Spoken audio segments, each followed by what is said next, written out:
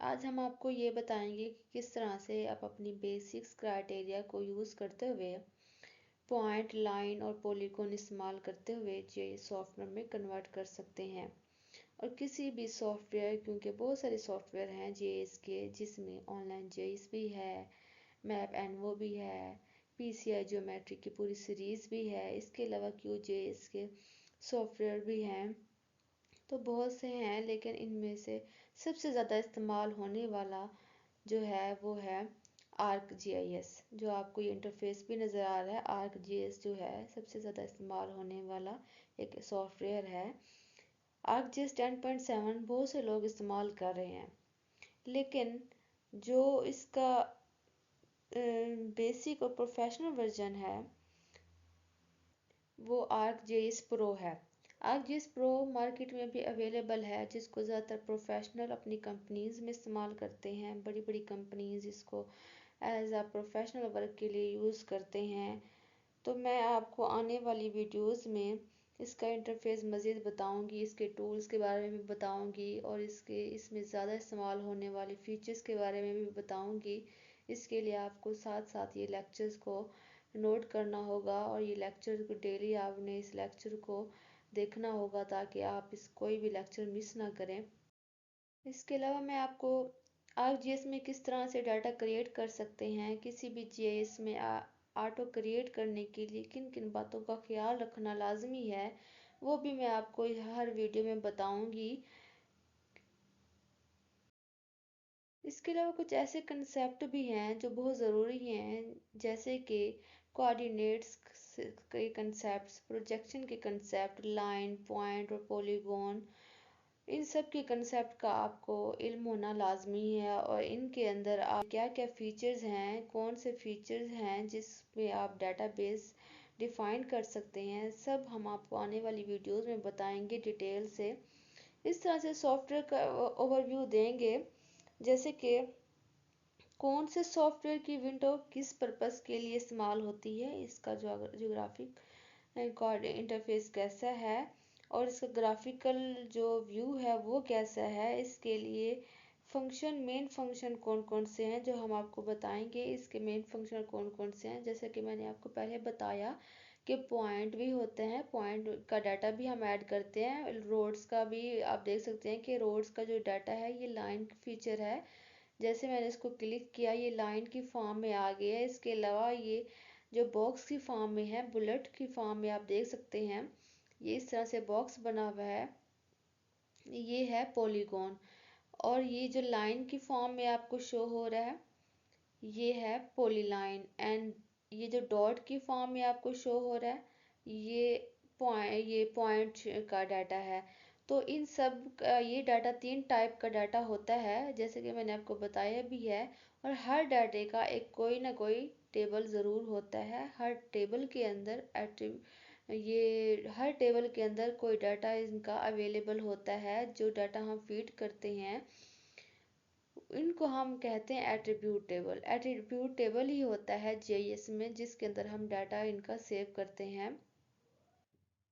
हर feature में different तरह का डाटा सेव किया जाता है। जैसे कि अगर मैं आपको यहाँ पे पॉइंट का डाटा डिस्प्ले करके दिखाऊं, तो आप ये देख सकते हैं कि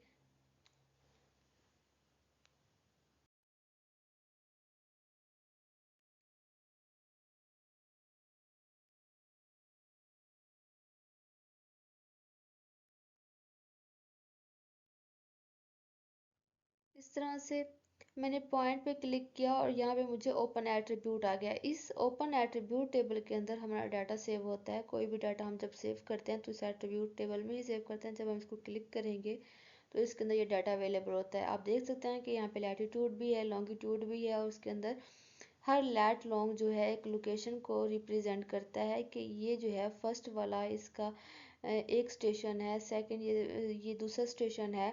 इस तरह से जितने भी पॉइंट है ये इनके स्टेशन है, मतलब इसके इतने सारे पॉइंट लगे हुए हैं। हर पॉइंट के अंदर कोई ना कोई इंफॉर्मेशन मौजूद है कि फर्स्ट वाला जो पॉइंट है वो जो है GMPS शाहपुर लम्मा का स्कूल है, एंड सेकंड जो है GPS AMIN आबाद ये स्कूल है, हर इसके पॉइंट के अंदर डिफरेंट डाटा सेव है। इसी तरह से अगर हम लाइन के डाटा में आए तो मैं इसको अगर आपको शो करके दिखाऊं, इसको अपेयर कि किस तरह से पॉइंट का डाटा होता है, तो जूम टू लेयर करेंगे तो इस तरह से पॉइंट का डाटा हमारे पास अवेलेबल होगा। ये पॉइंट डाटा होता है। इस तरह से हमारे पास अब लाइन का डाटा अवेलेबल है। अब मैं लाइन के डाटे में इसको देखेंगे कि इसमें कौन कौन सी इंफॉर्मेशन मौजूद है। तो आप देख सकते हैं कि इसमें रोड्स की इंफॉर्मेशन है। ये रोड्स को रिप्रेजेंट कर रहा है। आप कोई भी रोड हो, कैनाल हो या रिवर हो, आप लाइन की फॉर्म में जो डाटा कलेक्ट करते हैं वो कोई भी बाउंड्री हो सकती है, लाइन हो सकती है, तो आप ये पॉली लाइन में ही कर सकते हैं, लाइन के फीचर्स में ही ऐड कर सकते हैं ये इंफॉर्मेशन। इसके अलावा ये आप देख सकते हैं, ये पाकिस्तान की सारी रोड्स हैं। जितनी भी रोड हैं, आया के मेजर रोड्स हों या इसकी सेकेंडरी या प्राइमरी रोड्स हों, सारी इसमें अवेलेबल हैं और उसका डाटा इसके एट्रीब्यूट में सेव है। इसके अलावा जो सेकंड है वो मेरे पास ये पॉलीगॉन है। पॉलीगॉन जो फाइल है वो मैंने बहावलपुर की ऐड की है। तो ये आप देख सकते हैं कि आप इस सब में डिफरेंस देख सकते हैं कि ये लाइन की फॉर्म में है और जो पॉइंट है, हमारा पॉइंट जस्ट डॉटेड थे। इसके अलावा ये जो बहावलपुर का है ये इनक्लोज बाउंड्री है। अगर मैं इसको जूम टू लेयर करूं तो आपको ये शो हो रहा होगा कि ये इसमें ये इंफॉर्मेशन हम इसकी नोट करते हैं कि इसके एट्रीब्यूट टेबल में जाके ओपन एट्रीब्यूट टेबल, और इसमें किस तरह की इसमें जो है हमारी प्रोविंस की इंफॉर्मेशन है, डिस्ट्रिक्ट की भी है, और इसमें शेप एंड लेंथ का भी है, इसमें रेनफॉल का डाटा भी है। ये सारी इंफॉर्मेशन इसके अंदर मौजूद है। तो इस तरह से हम अपना डिफरेंट सोर्स से हम डाटा इसमें कलेक्ट कर सकते हैं। पॉइंट के अंदर आप कौन सा डाटा ऐड करेंगे, लाइन के अंदर आप कौन सा डाटा ऐड करेंगे, पॉलीगॉन में आप कौन सा डाटा ऐड करेंगे, हर फीचर में डिफरेंट तरह का डाटा ऐड होगा।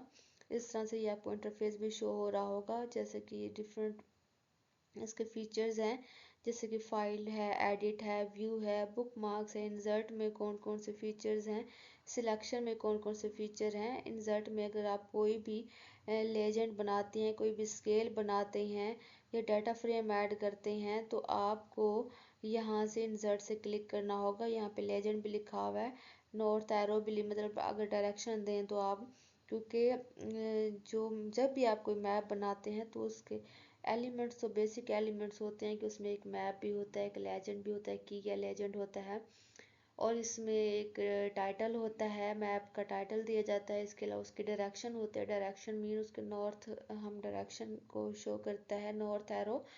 इसके अलावा हमारा ग्रिड्स होते हैं, मतलब इसके लैटिट्यूड लॉन्गिट्यूड को रिप्रेजेंट करते हैं, ये हम इंसर्ट से करेंगे। सिलेक्शन से आप कोई भी एट्रीब्यूट को सिलेक्ट कर सकते हैं और जूम भी कर सकते हैं, क्लियर भी कर सकते हैं। इसके अलावा जियो रेफरेंसिंग जो है, जियो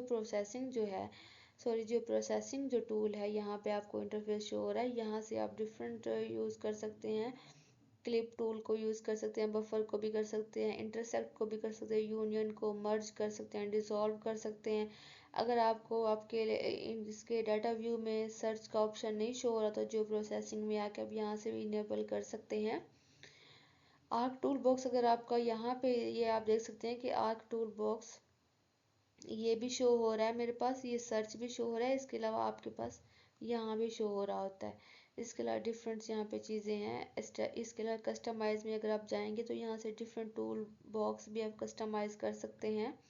मतलब अगर आपके पास अवेलेबल नहीं है, यहाँ पे शो नहीं हो रहे आपके डाटा व्यू में, तो आप यहाँ से भी क्लिक करके कस्टमाइज कर सकते हैं। जैसे कि मेरे पास एडिट वर्टेक्स नहीं है, यहाँ पे इफेक्ट्स नहीं है या 3D एनालिस्ट नहीं है, तो मैं यहाँ से क्लिक करके इसको मैं ऑन कर सकती हूँ। ये जो प्रोसेसिंग भी है, फ्यूचर कंस्ट्रक्शन भी है, सब कुछ आपका, एक्सटेंशन भी आप ऑन कर सकते हैं। इसके अलावा आप विंडोज़ में जाएंगे तो विंडोज़ से आप ओवरव्यू भी कर सकते हैं, मैग्नीफायर भी ऑन कर सकते हैं, टेबल ऑफ कंटेंट, ये जो टेबल ऑफ कंटेंट है, अगर आपका ये गायब हो जाता है। ये मेरे पास अब गायब हो गया, मैंने इसको क्लोज कर दिया। तो अब मुझे आइडिया नहीं हो रहा। बहुत से लोग ऐसे होते हैं कि भी वो कह रहे होते हैं कि भी अब मेरा टेबल ऑफ कंटेंट गायब हो गया, मेरा मैप ख़राब हो गया, मेरा डाटा गायब हो गया। तो इसमें परेशानी की कोई बात भी नहीं है। आपने जस्ट विंडो में जाना है, यहाँ पे विंडो पे आके जस्ट इस पर क्लिक करना है, टेबल ऑफ कंटेंट, ये आपका टेबल ऑफ कंटेंट आ जाएगा। तो ये आपका डाटा भी कहीं नहीं जाएगा। इसके अलावा अगर आप कैटलॉग भी इस्तेमाल करना चाहें, एक कैटलॉग का आइकन ये आपको शो हो रहा है येलो कलर का। इसके अलावा अगर यहाँ पे आपका शो नहीं हो रहा तो आप यहाँ से भी सिंपल क्लिक कर सकते हैं, सर्च को भी क्लिक कर सकते हैं। ये कैटलॉग आ गया। इसके अलावा आप दूसरे मटेरियल्स जो हेल्प हो गए, इसमें आप कोई भी आप एरर आए तो आप उसको रिपोर्ट सेंड कर सकते हैं। इसके अलावा जो सबसे मेजर इस्तेमाल होने वाला जो यहाँ पे टूल है, बहुत ज़्यादा इस्तेमाल होने वाला, वो ये है, इसको हम कहते हैं जी ऐड डाटा का बटन।